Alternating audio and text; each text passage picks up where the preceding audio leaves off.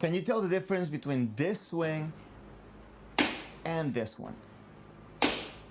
Most people struggle with moving the Shinai. They feel that it could be either hard to control, could be tiring, or they're not getting the fast and sharp strike that they would like to get. Let's talk about today some of the things you can do to improve your swing and avoid common mistakes. You probably already heard that the power of your swing comes from your left hand. This is true, but also how you move the left hand and how you avoid overusing of your right one is very important. On the first swing that I showed, the focus was for the right hand to push the Shinai down. On the second one, the focus is more on using the left hand to allow the tip of the Shinai to move and accelerate all the way to the end of the swing. This is a very subtle difference, but let me explain. When you push and pull your Shinai with your right hand, you're limited by how fast your arm moves because you're moving the whole Shinai. But when you use your left hand correctly, your right hand becomes a guide to the Shinai and a rotation point. So that way, with your left hand, you can focus on moving the tip of the Shinai. So instead of focusing on trying to move the whole Shinai around, focus on moving the tip with the left hand. This makes it so much more fluid, easier to control, and it's gonna give you a faster and sharper strike. Now, the reason of using the left hand is also to allow the Shinai to keep accelerating all the way to the end. When you do a big swing, you can use your left hand to bring the Shinai down and then engage your elbows, your wrists, and your fingers to keep accelerating the tip all the way to the end of the swing. This same idea applies to small swings because you want to allow your left hand to start creating motion for the tip, pushing the hands forward to then engage your elbows, your wrist, and your fingers to create the snap at the end. Most people struggle with two things. First is tension on the wrist, and a lot of times the reason for that is not because you cannot do it, but because you're engaging your wrist a little bit too early.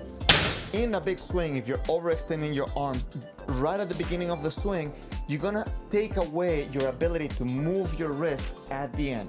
Instead of pushing your Shinai away from your body this way, just let the Shinai fall forward so you can engage your elbows and your wrist towards the end of the strike. I like to think that my elbows are being pulled down with a strength rather than me having to push away the Shinai. This creates a much more natural motion for my arms. Same thing goes for small technique. A lot of times people are so eager to strike that they just try to make the Shinai go forward as compact as possible, and they don't really get a good swing with the tip. Want to again engage your arms to start creating motion with the tip, so then you can engage your elbows, your wrist, and your fingers to create movement for the tip.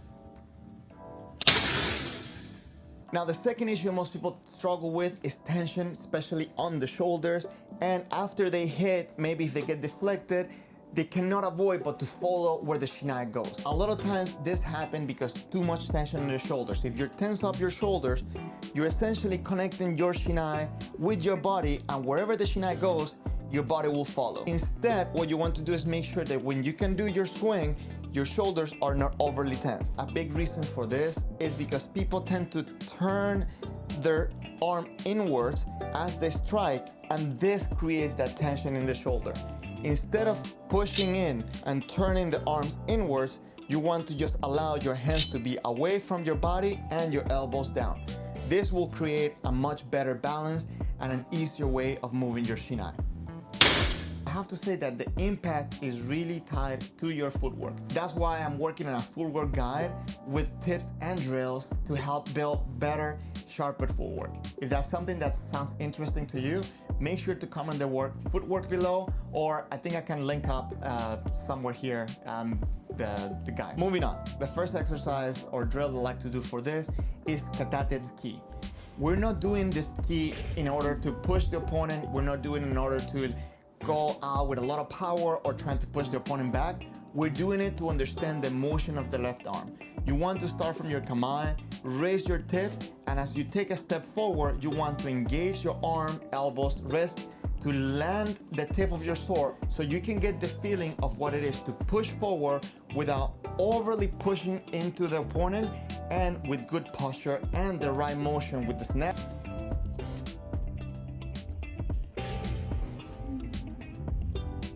The second thing is to bring that with a target. You want to do the same thing, and again, you want to start without a fumikomi, just a regular step forward, and make sure that the sword is moving forward, getting a good impact without putting force into the strike. You want to avoid pulling down into the strike. You just want to let the tip fall down and allow the weight of your body to be transferred into the target.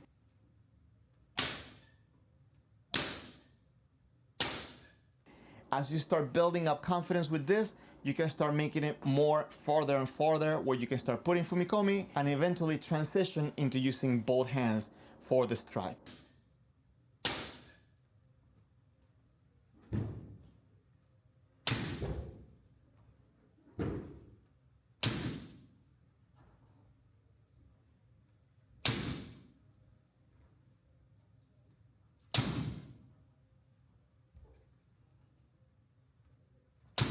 Now, obviously, you might be dealing with a different issue or a different problem with your swing. If that's the case, please make sure to leave down in the comments, what are you struggling with? What are some of the things that you're having a hard time when it comes to the swing or getting a good impact? So that way I can make a new video about it, or I can answer you in the comments. But I also have this video right here that can help you improve in your strikes.